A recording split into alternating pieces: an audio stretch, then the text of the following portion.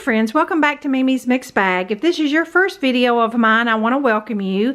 Today I'm sharing with you a few Easter baskets that I've put together for this weekend, and to just give you some last minute odds and ends ideas if you are kind of stumped and not sure what to get. What you're looking at here are two of my grandchildren's Easter baskets, one for a girl and one for a boy. Now my granddaughter is really easy to buy for. I can buy sidewalk chalk, any kind of little craft kit. I've got some slime that she loves. All kids love slime now. They're both big fans of SpongeBob, so I got them some Krabby Patties and then some suckers and some candy and things down at the bottom. Now my grandson is 10 and a half and he's getting a little harder, but he's still a big fan of SpongeBob. He loves all kinds of hot chips, so I got him some new hot Pringles, and I got him a Star Wars puzzle and then some more candy underneath. So those are their baskets from Mimi and Grandpa. Now I have stuffed a couple dozen eggs to add to their little neighborhood Easter egg hunt, and then this white one here I'm going to spray paint gold and put $5 in it. But I put some mini M&Ms and some little fun size Snickers in those. Now what you're looking at here are two baskets that one is wrapped up in cellophane. They're basically the same basket. I didn't wrap this one yet so I could show you some ideas that I put in here. This one is for my 91-year-old next door neighbor. The sweetest lady. Her grown children live out of state and she is very close to her children. I always buy her something for Christmas, Mother's Day, and Easter and things like that. So I just show you that I picked up a magazine for her and a chocolate bunny, a can of air freshener. I got her a pair of socks and a spring dish towel, some peanut butter crackers and some more snacks and things at the bottom, and then a little daisy seeded pot that she can put in her windowsill or something like that. Now the second basket, like I said, is almost identical, and that is for my new daughter-in-law's mother. I just thought that that would put a smile on her face and be something sweet to give her this weekend. Now I want to show you a quick little last minute gift that you could give somebody that won't cost you hardly anything at all, and you can make several for just a few dollars. Save two of my green bean cans. These are a little bit larger, but you could certainly use just the regular size soup can.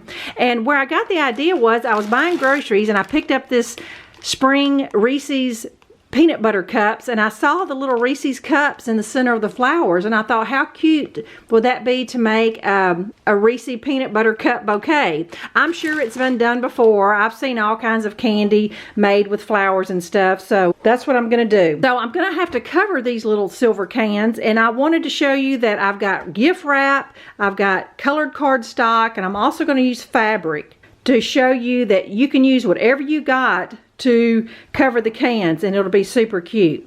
Now the stems of the flowers are just going to be some of these little shish kebab sticks. You could probably use popsicle sticks, but these would probably work the best. So I'm going to clear this out and I'm going to take a green marker and show you a quick way to color these green without having to paint them. And if you don't have any of these little shish kebab sticks, you can get them like in a pack of 100 at any dollar store, Walmart. They're super cheap and they're great to craft with. Now, the easy way to do this, if you have a green marker, hold the stick in one hand and just rest your marker on the stick and go up and down, and then you're going to turn it at the same time. And you're just going to keep turning the stick until you get it as green as you want it to be. This is not a new marker, so I'm having to go a little extra a few times, but normally it doesn't take but just a few swipes up and down. Now the top of my stick is going to be in the flower and the bottom of my stick is going to be in the can. So as long as the middle part of your stick is green, it'll be fine. So that's just a quick and easy way without using paint or food coloring or whatever else you may have. But those things will work. But this marker method is the easiest. All right, I filled my can with some scrap styrofoam, and that's what's going to hold my flowers up. Now I cut a piece of wrapping paper, and this one's going to be stripe on the top and solid on the bottom.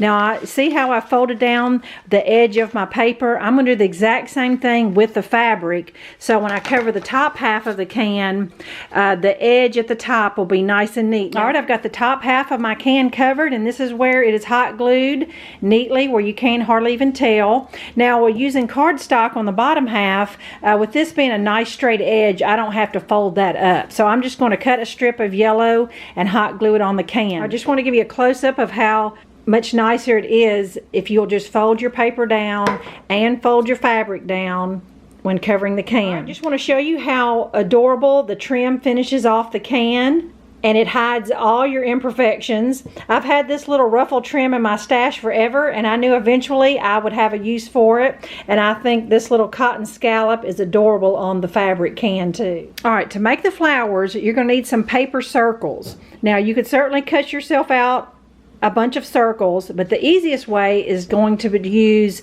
cupcake liners. Now if you use the full-size cupcake liners, you will probably want your candy center to be the full-size peanut butter cups, but since mine are the miniature cups, I'm going to use miniature paper liners. Alright, and I had a stack of the white one. I guess they got flattened out in my cabinet, which that's fine because I'm going to flatten them out anyway, but I also found a stack of some pastel ones, so that'll be perfect for some spring flowers. You're going to need 2 liners for each flower. You could use more if you want your flowers more fluffy, but I think I'm just going to do 2 because I'm making 12 flowers. Okay, I just want to give you a close-up of I just drizzled the glue on the tip of the stick and sandwiched it between 2 liners, and it holds perfectly. All right, now I'm ready to make my petals. I'm going to take some scissors and cut about 12 slits all around the circle. I'm not going to cut into my flat bottom because that's where I'm going to attach the candy, but the 12 little cuts will create all my daisy petals. Okay, just want to give you a little close-up of the flower. I ended up cutting way more than 12. It was more like 20 slits in the edges of the paper, and I just kind of bent them and fluffed them out, and it made the flower a little fluffier. Now this is when I said you could layer more liners and make it even more fluffy, but I think 2 is fine. Now I'm going to hot glue the candy in the center, and then I'll stick them all in the can and finish out the arrangement. Alright friends, here are my peanut butter cup flower arrangements. I'm going to move in a little closer so you can see just how colorful and fluffy they turned out. I'm sure they've been done a variety of ways, but this was my idea. Just love the look of the little cans, and no one would ever know those were green beans last week. But this project is simple enough. You could get the kids involved. It would be just as cute for Easter or Mother's Day. And I have enough candy left over. I can make 3 more of these arrangements. You may have $1 or $2 tied up in this one-of-a-kind gift. So I hope you are able to make one of these as an emergency gift for this weekend, or make several for Mother's Day. Thanks so much for watching, and I'll be back next week.